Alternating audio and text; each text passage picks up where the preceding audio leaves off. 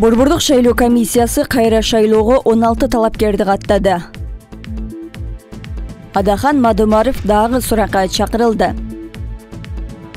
Жасалма дипломдор аныкталса, мамлекеттик кызматкерлер кызматынан алынат.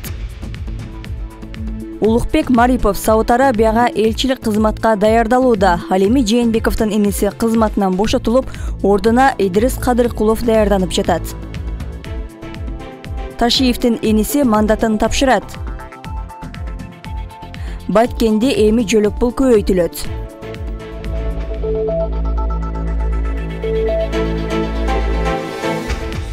Бүтүн Кыргызстан фракциясынын жогорку кеңештеги депутаты Адахан Мадумаров 24 январда дагы башкы прокуратурага кайрадан суракка чакырылды. Бул тууралуу анын тарапташтары билдирди. Мадумаров Кыргызстан чек чегара маселеси боюнча буга чейин 5 жолу башкы прокуратуранын тергөө кызматына сурак берди. Ал 4 көчө тилкеси боюнча 2009-жылы кол койгон протоколго байланыштуу тергелүүдө. 20 январда Ата Мекен партиясынын лидери Өмүрбек Текебаев Мадумаров тууралуу өзүнүн пикирин билдирген. Текебаевдин айтымында бүгүнкү күндө Мадумаровго каршы жасалып жаткан аракеттер саясий куугунтуктоонун бир түрү.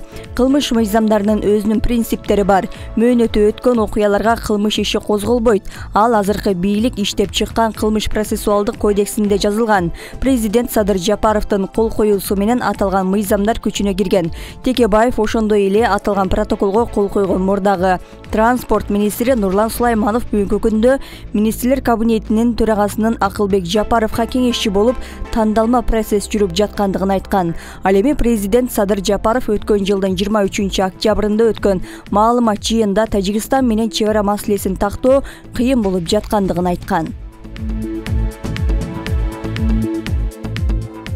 Борбордук шайлоо комиссиясы Бишкек шаарынын Свердлов жана 1-май округу боюнча кайра шайлоого катышуу үчүн арыз тапшырган 32 талапкердин 16-сын каттады. Бул тууралуу Борбордук шайлоо комиссиясынан билдиришти. БШК шайлоо округдарынын биринде 2 талапкер бирдей добушка ээ болсо, документтерин биринчи тапшырып, каттоодон биринчи өткөн талапкер жеңүүчү болоорун эскертет.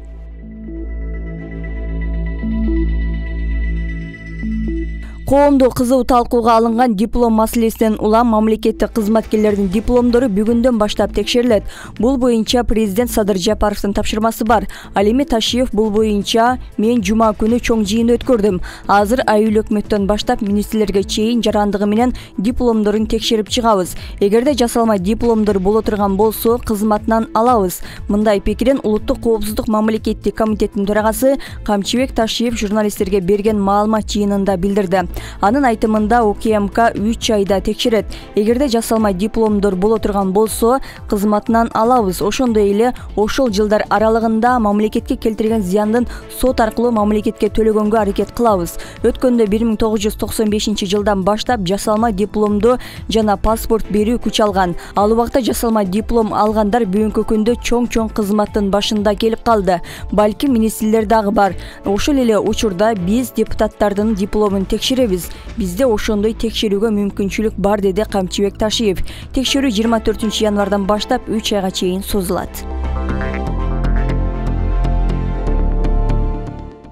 23 январдын түнүндө соттун чечими менен үй камагына чыккан төкмө акын Болот Назаровду тарапташтары активисттер акындар тосуп алышты. Алар Болот корчойт, ташсынат деп кыйкырып сүрөп турушту. Назаров аны бошотууга чогулган элдердин аракети себеп болгондугун, сөз эркиндиги адамзат үчүн канчалык баалуу экендигин айтты. Бул биздин планетадагы сөз эркиндиги үчүн турдуңуздар.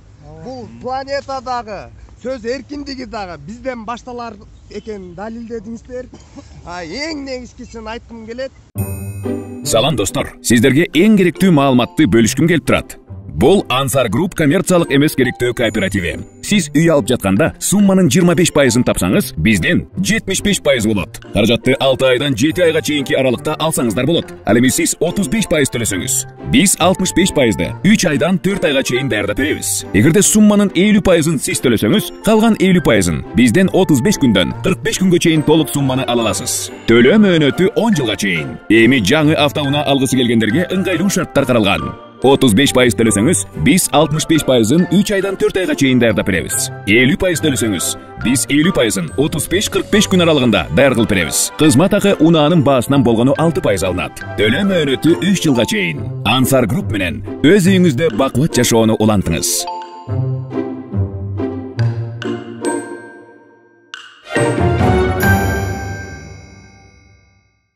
Мен бардык ушул сөз эркиндигин талап кылып жүргөн журналист, ар кайсы жер бетиндеги журналисттерге айткым келет.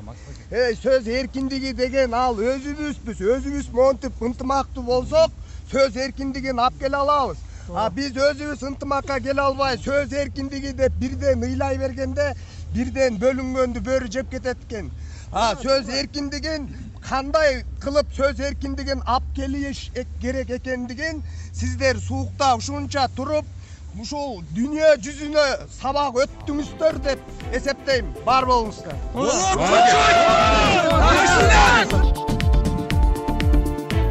Февраль айынын экинчи жарымында министрлер кабинетинин биринчи көчмө жыйыны Баткен облусунда өтөт. Бул туурасында өкмөттүн маалымат кызматы кабарлады. Министрлер кабинетинин төрагасынын биринчи орун басары Арзыбек Кожошов Баткен облусунун статусу жөнүндө мыйзамды ишке ашыруу боюнча кеңешме өткөрдү. Жыйындын жүрүшүндө 62 чек ара конуштарынын тизмеси бекитилип, аларга айрым салык, жер, экономикалык жана башка жеңилдиктер берилери айтылган. Министрлер кабинети жеңилдетилген мамлекеттик жана муниципалдык кызматтардан тышкары Баткен облусунун чек жакын жайгашкан 62 айлынын тургундарынын пенсиясын 2000 сомго көтөрөт. Ошондой эле жөлөк пулдун көлөмүн 2 эсеге көбөйтүү, электр энергиясы жеңилдетилген шартта берүү, социалдык кызматкерлердин, укук коргоо органдарынын кызматкерлеринин эмгек акысын жогорулатуу мүмкүнчүлүгү дагы каралууда, деди Кожошов. 3-5 февралга белгиленген иш сапарынын алкагында Пекин шаарында 2022 жылкы кышкы Олимпиада оюндарынын ачылыш аземине катышат. Ошондой эле Кытайдын төрагасы Си Цзиньпин менен жолугушуулары айтылууда. Мамлекет башчысы аралыктан иштөө режимине карабай, толук кандуу график боюнча иштөөсүн улантат. Эске салсак, бул жолку кышкы Олимпиадага Кыргызстандын атынан бир гана спортчу катышат. Ал лыжачы Максим Гордеев. Кыргызстандын Украинадагы элчиси Жусупжан Шариповдун ордуна УКМКнын мурунку жетекчиси Идрис Кадыркулов барат. Бул туурасында ишенимдүү булактар билдиришти.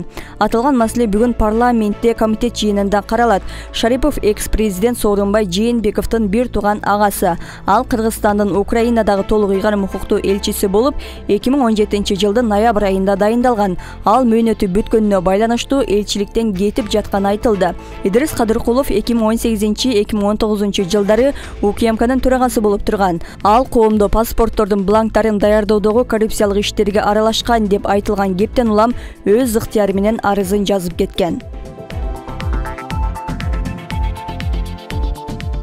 Юстиция министринин орун басары Орозбек Сыдыков Кыргыз СССРде кабыл алынган айрым мыйзамдар ушул күнгө чейин иштеп турганын айтты.